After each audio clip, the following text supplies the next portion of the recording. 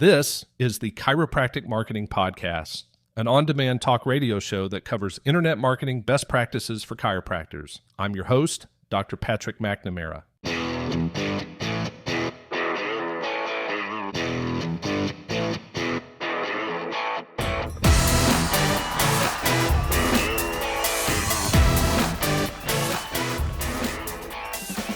Welcome, everyone, to episode number 44 of the Chiropractic Marketing Podcast. I'm your host, Dr. Patrick McNamara, and today we're diving into the 6th episode of our Search Everywhere Optimization series with something that affects every single strategy we've discussed so far.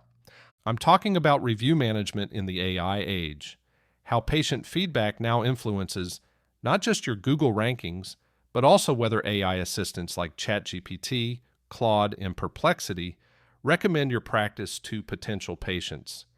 If you think reviews are just about having a good star rating on Google, you're missing a massive piece of the puzzle. Reviews have evolved into one of the most powerful ranking factors across every type of search, traditional, voice, and AI-powered. Today, I'm going to show you exactly how reviews influence AI recommendations and share systematic strategies for generating authentic patient feedback that builds authority across all platforms. But first, let me share something that happened recently that perfectly illustrates the new role reviews play in patient acquisition. Last month, I was analyzing why one chiropractic practice was consistently being recommended by AI assistants while their competitor down the street, who actually had better Google rankings, was being ignored. Both practices had similar services, comparable websites, and were located in the same area.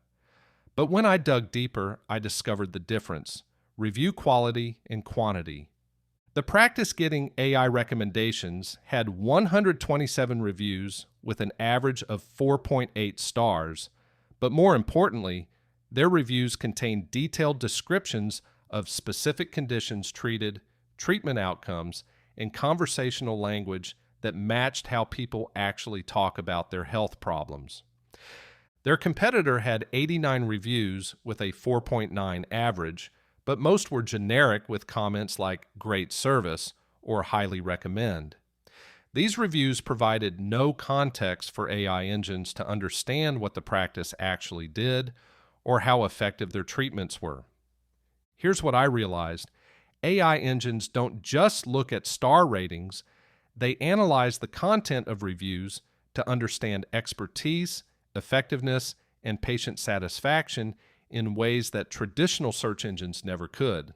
This changes everything about how we should think about review management. Let me explain exactly how reviews influence AI recommendations, because understanding this is crucial for your optimization strategy. When someone asks ChatGPT, "Can you recommend a good chiropractor for herniated disc treatment?" the AI doesn't just look at your star rating, it analyzes the actual content of your reviews to determine the answer to questions like the following. Do patients mention specific conditions you've successfully treated?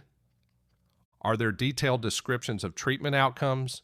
Do reviews use natural language that matches the searcher's query? Is there evidence of ongoing patient satisfaction and follow-up care? Do reviews demonstrate expertise in the specific area being asked about? In other words, AI engines are reading your reviews like a human would, looking for evidence of real expertise and successful patient outcomes. This means you need to think about review generation and management in a completely different way. Let me break down the 5 key strategies for AI age review management that every chiropractor needs to implement. Strategy number 1, generate condition-specific review content. Instead of asking patients for generic reviews, you need to encourage reviews that mention specific conditions, treatments, and outcomes. Rather than saying, "Would you mind leaving us a review?" try something like, "Mrs. Johnson, I'm so glad we were able to help resolve your sciatica pain and get you back to your morning walks. If you have a moment, would you consider sharing your experience online?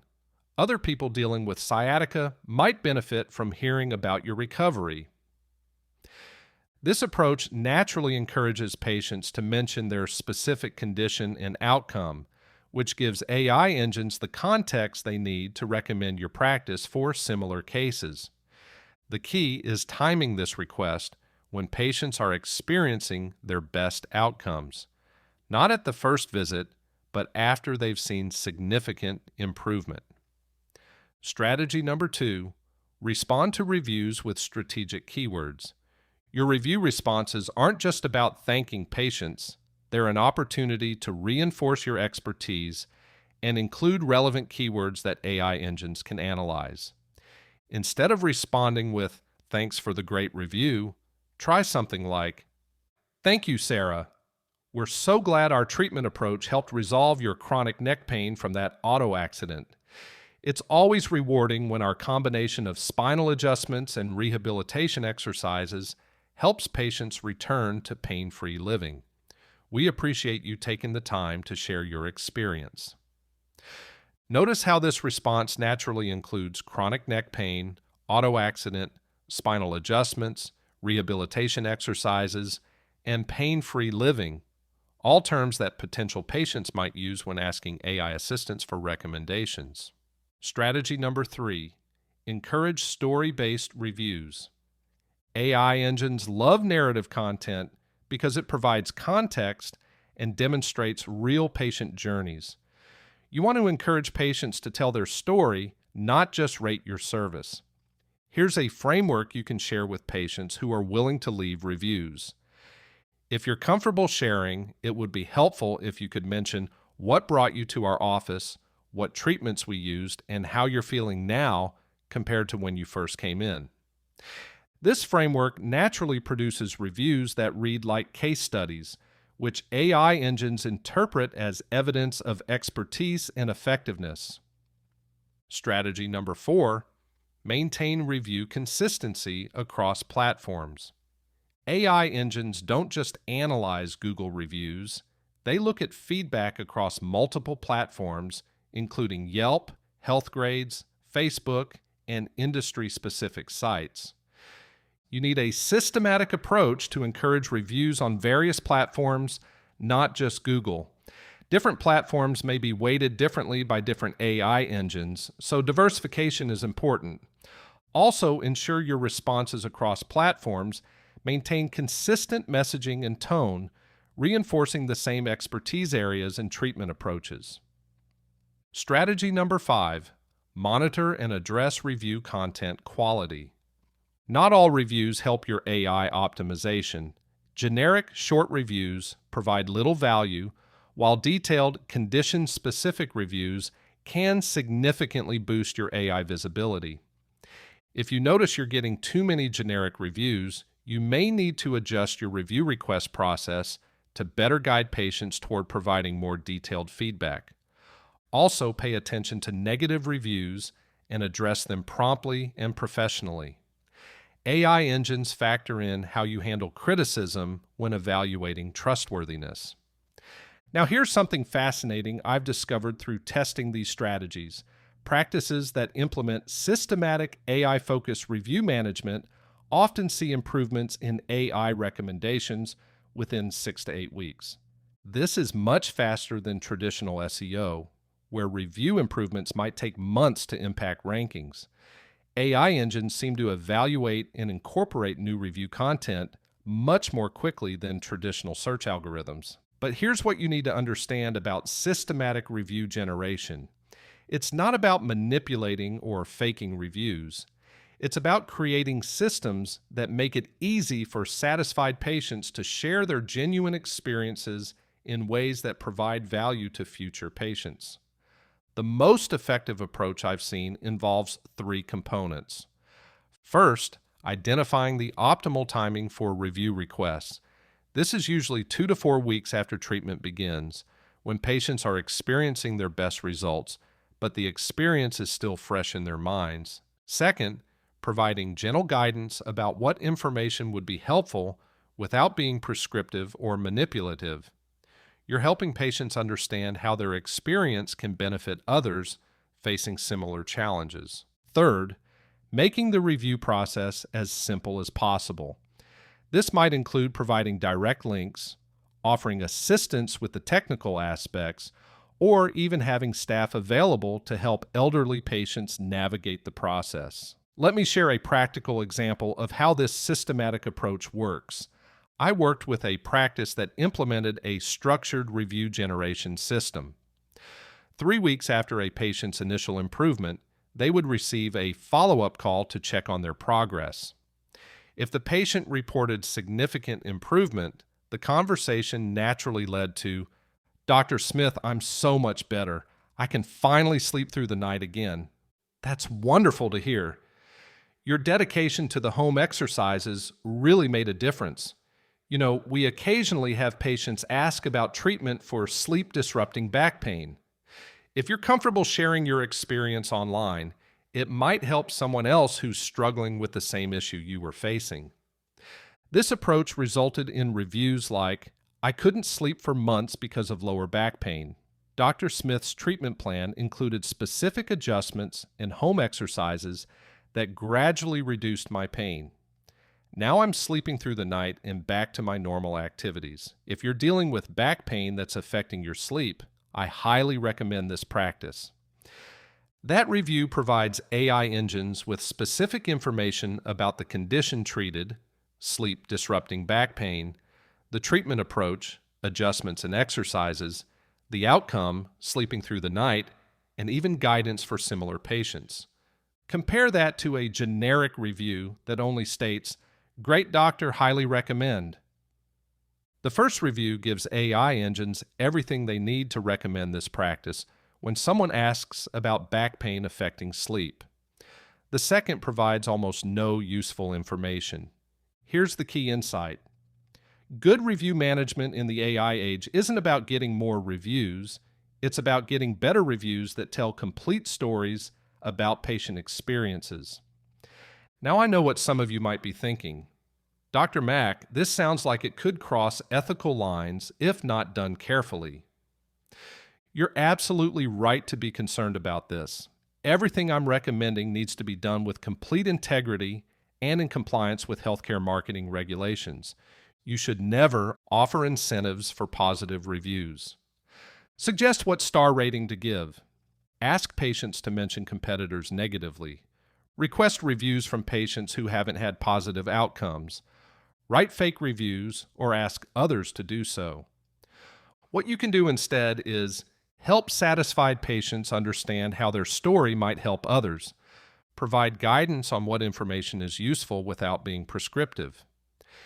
Make the review process easier for patients who want to participate. Respond professionally and helpfully to all reviews. Use review content to improve your actual services. The goal is to facilitate authentic sharing of genuine patient experiences, not to manipulate the review system. Here's a simple framework for ethical review generation. First, focus on patients who have had genuinely positive outcomes and express satisfaction with their care. Second, explain how their experience might help others facing similar challenges. Third, offer to help with the technical aspects if they're interested, but never pressure or incentivize.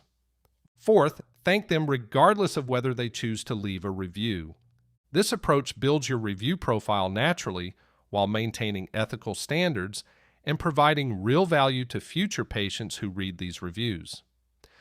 Now let's talk about review response management, because this is where many practices miss opportunities to reinforce their AI authority. Every review response is an opportunity to demonstrate expertise, include relevant keywords, and show potential patients how you handle both praise and criticism. For positive reviews, your responses should do the following. Thank the patient genuinely.